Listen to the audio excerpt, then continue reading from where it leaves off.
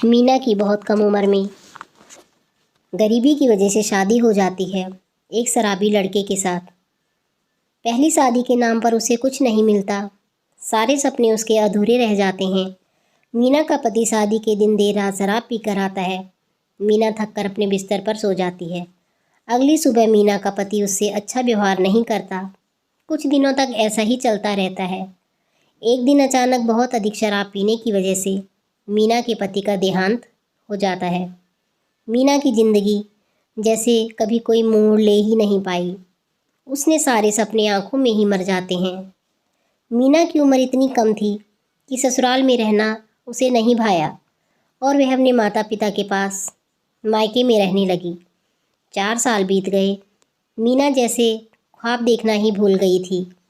तभी अचानक विपुल नाम का लड़का मीना की ज़िंदगी में आया। विपुल नया नया मीना के मोहल्ले में रहने आया और मीना उसे पहली ही नज़र में भा गई। विपुल एक समझदार और बहुत ही अच्छा लड़का था। मीना के पिता से विपुल ने खुलकर शादी की बात की और मीना के पिता ने तुरंत शादी के लिए रजामंदी कर दी। यह जानकर कि मीना की दूसरी शादी है, मीना एक विधवा लड़की है, विपुल को इस बात से कोई एतराज़ नहीं था। राजी खुशी तैयारियां की शादी की। मीना की शादी विपुल से हो गई। नम आँखों से मीना ने अपने माता पिता से विदा ली। मीना और विपुल गाड़ी में सवार होकर अपने घर जाने लगे। देर शाम हो गई थी। रास्ता काफ़ी लंबा था। गाड़ी में मध्य मध्य म्यूजिक बज रहा था जो मीना को काफ़ी अच्छा लग रहा था। मीना की आंखें फिर से भी बोल के साथ सपना देखने लगी। उस रात एक नई जिंदगी की अचानक विपुल की गाड़ी रास्ते में ख़राब हो गई। मीना को बुरा महसूस होता है। मीना को छोड़कर विपुल गाड़ी से उतरता है और मीना से कहता है कि तुम गाड़ी में ही रहना, रास्ता सुनसान है, आगे जाकर गाड़ी ठीक करवानी पड़ेगी। तभी अचानक मीना ज़ोर से चीखती है। विपुल जाकर पूछता है, क्या बात है मीना, तुम इतनी ज़ोर से क्यों आवाज़ लगाई? तो मीना ने कहा, मुझे ऐसे लगा जैसे मेरे बालों को किसी ने खींचा है। विपुल ने कहा, नहीं, ये तुम्हारा भ्रम होगा, गाड़ी में तुम्हारा बाल फंस गया होगा। मीना को भी यही लगा कि शायद मेरे बाल गाड़ी में फंस गए होंगे। गाड़ी ठीक हो गई। मीना और विपुल आगे बढ़े। आगे जाकर एक जगह विपुल ने गाड़ी रोकी। वहाँ एक खूबसूरत सा बंगला था, लेकिन वह बंगले में देखने में अजीब सा लग रहा था। इतना खूबसूरत बंगला और वहाँ रोशनी की बहुत ही कमी थी। विपुल ने कहा, यह मेरा बंगला है, कहो मीना कैसे लगा? मीना ने कहा, बहुत सुंदर है, पर रोशनी की बहुत कमी है। विपुल ने मुस्कुराकर मीना का हाथ पकड़ा और कहा, अब तुम आ गई हो ना, तो फिर रोशनी भी आ जाएगी। अब नहीं रहा जाता मुझसे जान। मीना ने कहा, ऐसा मत कहो, हम अंदर चलते हैं।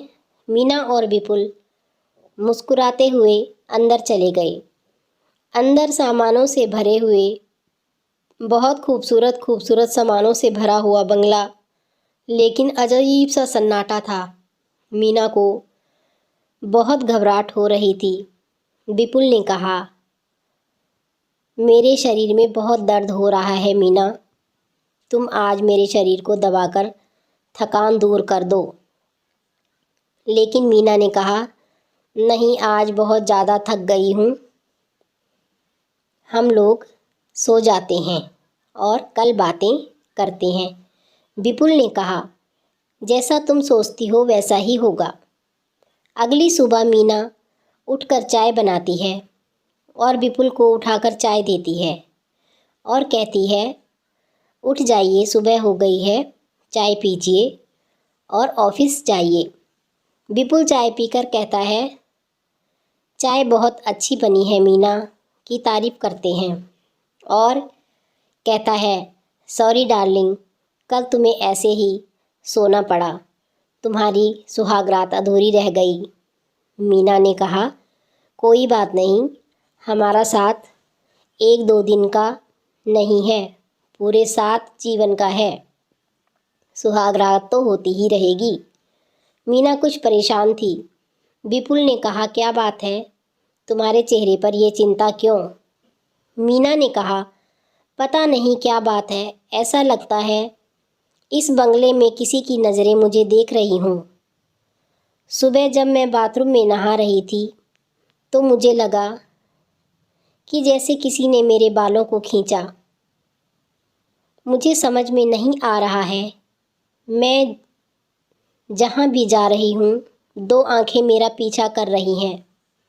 विपुल ने कहा, नई जगह है इसलिए शायद तुम्हें घबराहट हो रही है, जल्द ही तुम एडजस्ट कर जाओगी। आज ऑफिस जाना है, बहुत ज़रूरी है, तुम मेरा इंतज़ार करना।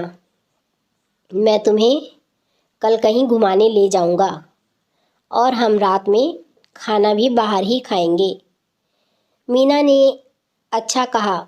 उसके बाद विपुल ऑफिस के लिए विदा लिया। अब मीना और विपुल की ज़िंदगी शांति से चलने लगी। मीना और विपुल की ज़िंदगी शांति से चलने लगी। 3-4 दिन बीत जाने के बाद अचानक मीना ने विपुल से कहा कि तुम मेरे करीब क्यों नहीं आते?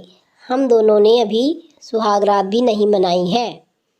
क्या बात है, क्या मैं आपको पसंद नहीं हूँ? विपुल ने मुस्कुरा कर कहा, यह बात नहीं है मीना, अभी तुम्हें थोड़ा और इंतज़ार करना पड़ेगा।